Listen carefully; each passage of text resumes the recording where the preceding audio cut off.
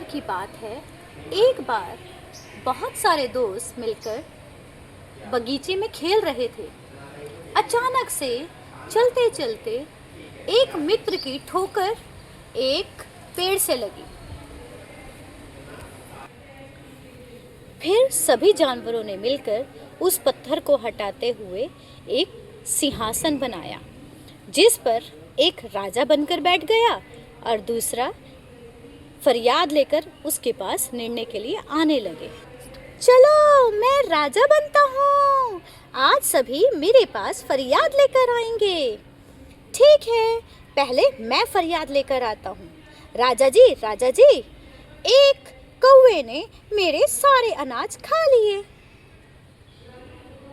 नहीं महाराजा जी, ये झूठ बोल रहा है। मैंने कोई इसका अनाज नहीं खाया। अच्छा, ये बात है। मैं अभी निर्णय देता हूँ। ऐसा करो, अनाज को आधा आधा कर लो। आधा तुम रखो और आधा तुम रखो। ये बहुत मज़ा आया, बहुत मज़ा। इस तरीके से ये रोज़ राजा बनता और सबका निर्णय सुनाता। सारे इसके पास फरियाद लेकर आते और ये राजा अच्छे तरीके से सही और गलत की परख करके निर्णय सुनाता। एक बार की बात है, एक बार उन बच्चों का निर्णय राजा के कानों तक पहुंचा। राजा ने कहा, अरे ऐसे कौन से बच्चे हैं जो मेरे से भी अच्छा निर्णय लेते हैं और गांव वाले उसके पास फरियाद लेकर जाते हैं। राजा जी, वो बहुत अच्छा निर्णय देते हैं। वो बच्चों में बहुत ज़्यादा समझदारी है। बालक बहुत अच्छा निर्णय करके संपूर्ण गांव को अपनी तरफ कर लिया है। अच्छा, मुझे भी उनका निर्णय देखना है। ठीक है राजा जी, चलो चलते हैं।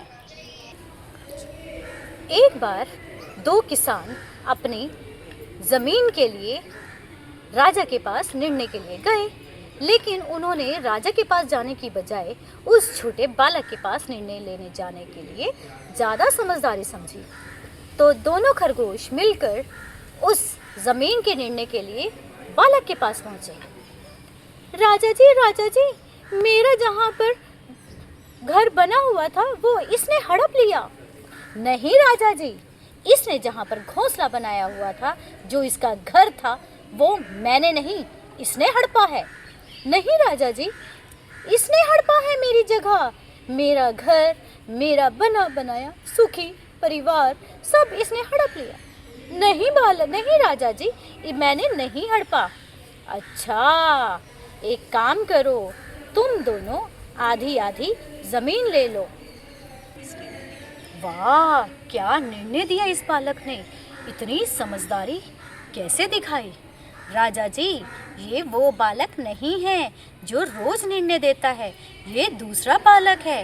अच्छा, ऐसे कैसे? इतनी छोटी सी उम्र में इतना अच्छा निर्णय। ज़रूर इस सिंहासन पर बात होगी, कोई ना कोई ज़रूर बात होगी इस सिंहासन में। जी राजा जी, ये सिंहासन कोई ऐसा वैसा सिंहासन नहीं, ये राजा विक्रमादित्य का सिंहासन है, जिसकी विख्याति पूरे गांव भर में, पूरे भारतवर्ष में फैली हुई थी। अरे वाह, मैं भी इस सिंहासन को अपने दरबार में रखूंगा और बहुत अच्छा निर्णय करूंगा। इसको मैं इस सिंहासन पर बैठने लगा हूँ। वाह, कितना सुंदर सिंहासन है। बहुत मज़ा आएगा इस पर बैठकर। इस पर बैठकर मैं भी बहुत अच्छा निर्णय करूंगा। हा हा हा हा। मैं इस सिंहासन पर बैठने चाहता हूँ। अरे, ये मूर्तियाँ कैसी हैं? मुझे क्या करना, मुझे तो राजा बनना है, प्रसिद्ध राजा। मैं इस पर बैठता हूँ। अरे राजा, तुम ऐसे क्या सोचते हो? तुम आराम से इस पर बैठ जाओगे। तुम इस सिंहासन पर तभी बैठ पाओगे यदि तुमने किसी के साथ अन्याय न किया हो। अरे, मैंने तो अन्याय किया है। मैंने तो बहुत सी ज़मीन ली है। ठीक है, मैं 3 दिन का प्रायश्चित करूँगा और फिर इस सिंहासन पर बैठूँगा। अब राजा ने 3 दिन का प्रायश्चित शुरू किया। 3 दिन बीत जाने पर फिर वह उस सिंहासन पर बैठने के लिए आया। मैंने 3 दिन का प्रायश्चित कर लिया है। ठीक है राजा, तुम देख लीजिएगा बैठ सकते हैं या नहीं बैठ सकते। तुम्हें मंजूरी दूसरी कुर्सी की परी देगी। ठीक है, ये कहते हुए ये उड़ गई। दूसरा पाया बोला, राजा, तुम तभी इस कुर्सी पर बैठ सकते हो यदि तुमने किसी के साथ मार पिटाई ना की हो।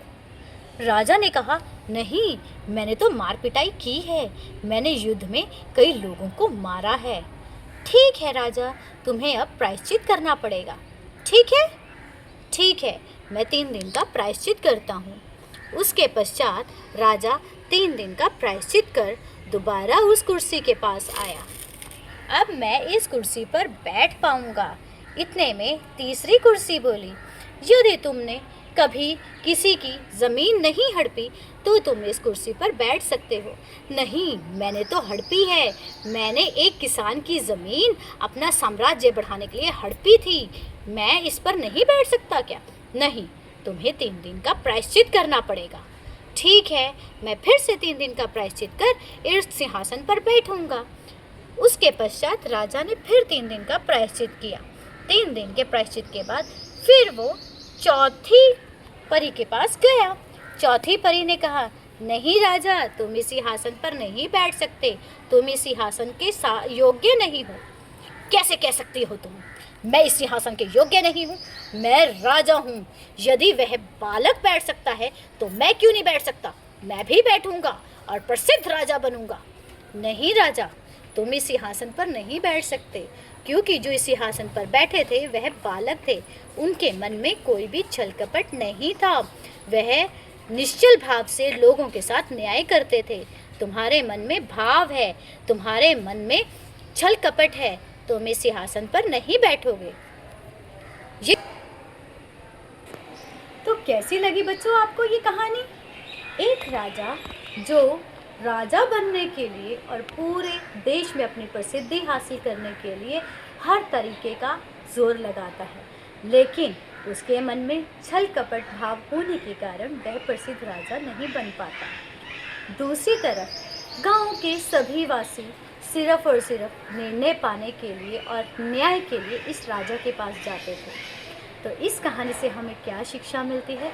कभी किसी के साथ गलत काम नहीं करना चाहिए। हमेशा सबके सामने सद्भाव की भावना रखकर उनसे बातचीत करनी चाहिए। कभी किसी के साथ धोखाधड़ी नहीं करनी चाहिए। धन्यवाद।